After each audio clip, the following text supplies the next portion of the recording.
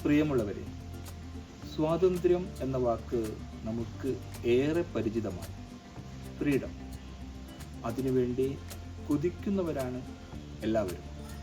കവികൾ സ്വാതന്ത്ര്യത്തെക്കുറിച്ച് ഏറെ വാഴ്ത്തിപ്പാടിയിട്ടുണ്ട്.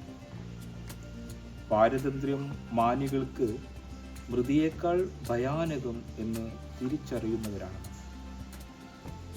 ചങ്ങലകൾ ഏറെ അമൂല്യമായ സ്വർണം കൊണ്ടാണെങ്കിലും നമുക്കെല്ലാവർക്കും അത് അസഹനീയമാണ്. സ്വാതന്ത്ര്യം സമ്പുഷ്ടമാകുന്നത്, സ്വാതന്ത്ര്യം മധുരതരമാകുന്നത്, അത് പ്രശോഭിതമാകുന്നത് 3 ഇതളുകൾ അതിൽ വിരിയുമ്പോഴാണ് എന്നതാണ് സത്യം. സ്വാതന്ത്ര്യം ശക്തിമത്താവുന്നത്, ദൃഢതരമാവുന്നത് 3 കാലുകൾ അതിനെ താങ്ങി നിർത്തുമ്പോഴാണ്. സ്വാതന്ത്ര്യത്തെ സമ്പുഷ്ടമാക്കുന്ന, മനോഹരമാക്കുന്ന, പ്രകാശിതമാക്കുന്ന ആ 3 കാര്യങ്ങളെക്കുറിച്ച് നമുക്ക് ഒന്ന് നോക്കാം. സ്വാതന്ത്ര്യത്തെ പുഷ്പീകൃതമാക്കുന്ന ഒന്നാമത്തെ കാര്യം നമുക്ക് നോക്കാം. അതാണ് ഉത്തരവാദിത്വം, റെസ്പോൺസിബിലിറ്റി. എന്താണ് ഉത്തരവാദിത്വം? റെസ്പോൺസിബിലിറ്റി എന്ന് പറയുന്നത് എബിലിറ്റി ടു റെസ്പോണ്ട്, നാം ജീവിക്കുന്ന സാഹചര്യങ്ങളോട് ഇൻ്റലിജൻ്റലി റെസ്പോണ്ട് ചെയ്യാനുള്ള കഴിവിനെയാണ് നമ്മൾ റെസ്പോൺസിബിലിറ്റി എന്ന് പറയുന്നത്. എങ്ങനെയാണ് ഒരാൾക്ക് സാഹചര്യങ്ങളോട് റെസ്പോണ്ട് ചെയ്യാനുള്ള കഴിവ് ഉണ്ടാവുന്നത്? അതിന് ഓരോ വ്യക്തിയും അവനിൽ നിക്ഷിപ്തമായ കഴിവുകളെയും താല്പര്യങ്ങളെയും തിരിച്ചറിയുന്നു. അവനിൽ നിക്ഷിപ്തമായ കഴിവുകളെ ഉപകാരപ്രദമായ രീതിയിൽ വളർത്തിയെടുക്കുക, സംസ്കരിച്ചെടുക്കുക എന്നതാണ് ഉത്തരവാദിത്വത്തിൻ്റെ ഒന്നാമത്തെ അർത്ഥം. അതൊരു വ്യക്തിയാകുമ്പോൾ അവനിലെ കഴിവുകളാകുന്നു. എന്നാൽ ഒരു സമൂഹമോ രാഷ്ട്രമോ ആകുമ്പോൾ അവിടെയുള്ള ഭൗതികമായ വിഭവങ്ങളും അതേപോലെ വ്യക്തികളുടെ വിഭവങ്ങളും എല്ലാം അതിൽപ്പെടുന്നു. സ്വാതന്ത്ര്യത്തോടെ നിങ്ങൾ ജീവിക്കാൻ ആഗ്രഹിക്കുന്നുണ്ടെങ്കിൽ നിങ്ങളിൽ പ്രകൃതി നിക്ഷിപ്തമാക്കിയ കഴിവുകളെ തിരിച്ചറിയാനും അതിനെ പരിപോഷിപ്പിക്കാനുമുള്ള ഉത്തരവാദിത്വം നാം ഓരോരുത്തരും ഏറ്റെടുക്കുന്നു. അതേപോലെ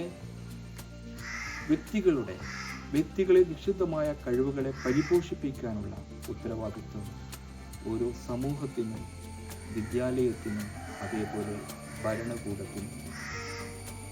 നമ്മൾ ചുറ്റുപാടുകളോട് റെസ്പോണ്ട് ചെയ്യണം, ഇൻ്റലിജൻ്റലി റെസ്പോണ്ട് ചെയ്യണം. ഉള്ള നമ്മുടെ റെസ്പോൺസിബിലിറ്റി എന്ന് പറയുന്നത് നമ്മിൽ നിക്ഷിപ്തമായ കഴിവുകളെ തിരിച്ചറിഞ്ഞ് അതിനെ വളർത്തിയെടുക്കുക എന്നതാണ്. അപ്പോൾ മാത്രമാണ് സ്വാതന്ത്ര്യം എന്ന പുഷ്പത്തിലെ ഒന്നാമത്തെ ഇതൾ വിരിയുന്നത്. അപ്പോൾ മാത്രമാണ് സ്വാതന്ത്ര്യം പ്രബലമാവുന്നത്, പുഷ്പീകൃതമാകുന്നത്. സ്വാതന്ത്ര്യം എന്ന പുഷ്പത്തിൻ്റെ രണ്ടാമത്തെ ഇതളിനെ നമുക്ക് പരിശോധിക്കാം. ഡിസിപ്ലിൻ അഥവാ അച്ചടക്കം ആണ് ആ രണ്ടാമത്തെ ഇതൾ. എന്താണ് ഡിസിപ്ലിൻ? എന്താണ് അച്ചടക്കം?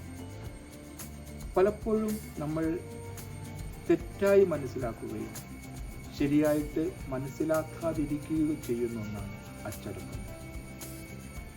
ഡിസിപ്ലിൻ്റെ വിശാലമായ ആഴത്തിലുള്ള അർത്ഥം എന്ന് പറയുന്നത് തൻ്റെ കഴിവുകൾക്കും താല്പര്യങ്ങൾക്കും അനുസരിച്ച് നാം തിരഞ്ഞെടുത്ത, നാം കണ്ടെത്തിയ നമ്മുടെ ലക്ഷ്യങ്ങൾ അല്ലെങ്കിൽ നമ്മുടെ ധർമ്മത്തെ അതിലേക്കുള്ള വഴിയിൽ, അതിലേക്കുള്ള പാതയിൽ ബോധപൂർവമായിട്ട് സഞ്ചരിക്കാനുള്ള കഴിവിനെയാണ് അച്ചടക്കം എന്ന് പറയുന്നത്. അതിൽ നിന്ന്, ആ ലക്ഷ്യത്തിൽ നിന്ന് നമ്മെ വ്യതിചലിപ്പിക്കുന്ന എല്ലാത്തിൽ നിന്നും ബോധപൂർവമായി വിട്ടുനിൽക്കാനും നമ്മുടെ കഴിവിന് അല്ലെങ്കിൽ നമ്മുടെ അവകാശത്തെയാണ് ഡിസിപ്ലിൻ എന്ന് പറയുന്നത്. ശരിയായ അച്ചടക്കമുള്ള ഒരു വ്യക്തി ലക്ഷ്യബോധം ഉള്ളവരായിരിക്കും. തൻ്റെ ആ വലിയ ലക്ഷ്യത്തിൽ നിന്ന് തന്നെ വഴിതെറ്റിക്കുന്ന വ്യതിചലിപ്പിക്കുന്ന എല്ലാത്തിൽ നിന്നും ബോധപൂർവം വിട്ടുനിൽക്കുകയും അതിലേക്കുള്ള പാതയിൽ ഉറച്ചു നിൽക്കുകയും ചെയ്യുമ്പോഴാണ് ഒരു വ്യക്തി അച്ചടക്കമുള്ളവനാണ്, ഡിസിപ്ലിൻ ഉള്ളവനാണ് എന്ന് പറയുന്നത്. ഒരു വ്യക്തിക്ക് ഡിസിപ്ലിൻ സാധ്യമാവുന്നത് അവന് ലക്ഷ്യങ്ങളുള്ളപ്പോഴാണ്, അല്ലെങ്കിൽ അവൻ്റെ ലക്ഷ്യങ്ങളെ അവൻ തിരിച്ചറിയുമ്പോൾ മാത്രമാണ്. ഏതൊരു സമൂഹമായാലും രാജ്യമായാലും അതിനെല്ലാം ഒരു വലിയ ലക്ഷ്യങ്ങളുണ്ട്. ആ ലക്ഷ്യത്തിന് ഇണങ്ങുന്ന രീതിയിൽ, ആ ലക്ഷ്യങ്ങൾക്ക് ഇണങ്ങുന്ന രീതിയിൽ ഓരോ ജനതയും ഓരോ വ്യക്തിയും സന്നദ്ധമാവുമ്പോഴാണ് ഒരു രാജ്യത്തിൽ, ഒരു സമൂഹത്തിൽ, ഒരു വ്യക്തിയിൽ സ്വാതന്ത്ര്യം പൂത്തുലയുന്നത്.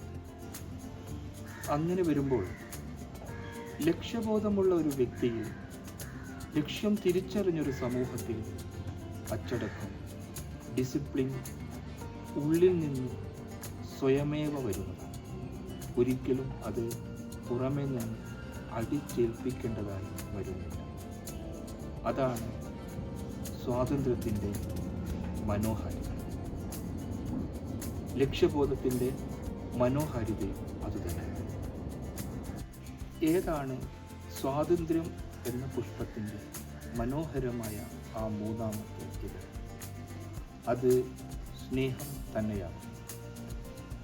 തന്നിൽ നിക്ഷിപ്തമായ പ്രകൃതിയാൽ നിക്ഷേപിക്കപ്പെട്ട കഴിവുകളെ തിരിച്ചറിഞ്ഞ് അതിനെ പരിപോഷിപ്പിച്ച് തൻ്റെ സമൂഹത്തിനാവശ്യമായ സേവനങ്ങളായി പരിവർത്തനം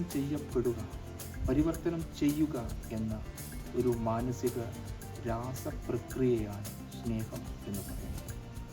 അത് തൻ്റെ വിഭവങ്ങളെ പങ്കുവെക്കാനുള്ള സന്നദ്ധതയാണ് ഏറ്റവും ചുരുങ്ങിയ അർത്ഥത്തിൽ. ആ സന്നദ്ധതയുള്ള, ആ സ്നേഹസന്നദ്ധതയുള്ള ഒരു സമൂഹം എപ്പോഴും മനോഹരമായിരിക്കും. അത് ആഘോഷപരമായിരിക്കും. സ്നേഹത്തിന് വളരെ വിപുലമായ അർത്ഥവ്യാപ്തി ഉണ്ടെങ്കിലും അതിൻ്റെ ഏറ്റവും ചുരുങ്ങിയ അർത്ഥം പ്രകൃതി ഓരോ വ്യക്തിയിലും നിക്ഷിപ്തമായ കഴിവുകൾ പുഷ്പീകരിച്ച് തൻ്റെ സ്വന്തം ഉത്തരവാദിത്വത്തിൽ പരിപോഷിപ്പിച്ച് അതിനെ തൻ്റെ സഹസമൂഹത്തിൽ പങ്കുവെക്കാനുള്ള സന്നദ്ധത തന്നെയാണ്. ഓരോ വ്യക്തിയിലും പ്രപഞ്ചശക്തി നിക്ഷിപ്തമായുള്ള കഴിവുകൾ പുഷ്പീകരിക്കുമ്പോൾ ലോകം മുഴുവൻ ഒരു മനോഹരമായ പൂന്തോട്ടമായി മാറും.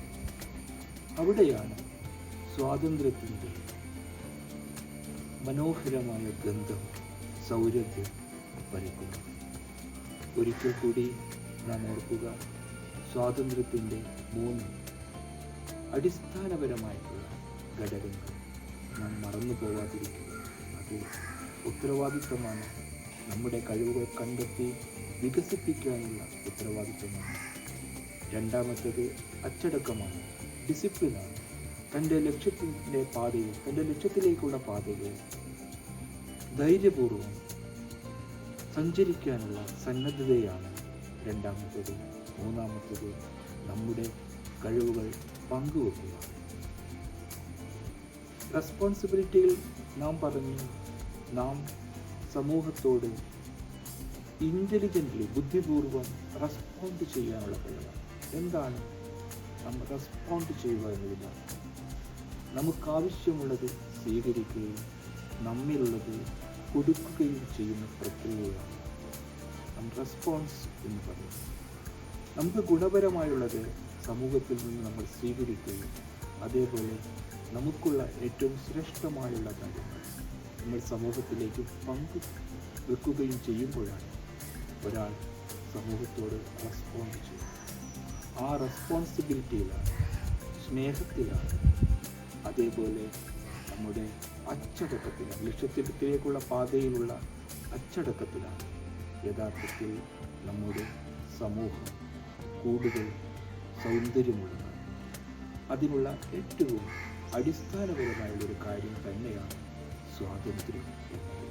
സ്വാതന്ത്ര്യം എന്നതിൻ്റെ ഈ വിപുലമായ അർത്ഥം നമുക്കെല്ലാവർക്കും ഉൾക്കൊള്ളാൻ പറ്റട്ടെ. അത് നമ്മുടെ ഈ സമൂഹത്തെ കൂടുതൽ സൗന്ദര്യമുള്ളതാക്കും.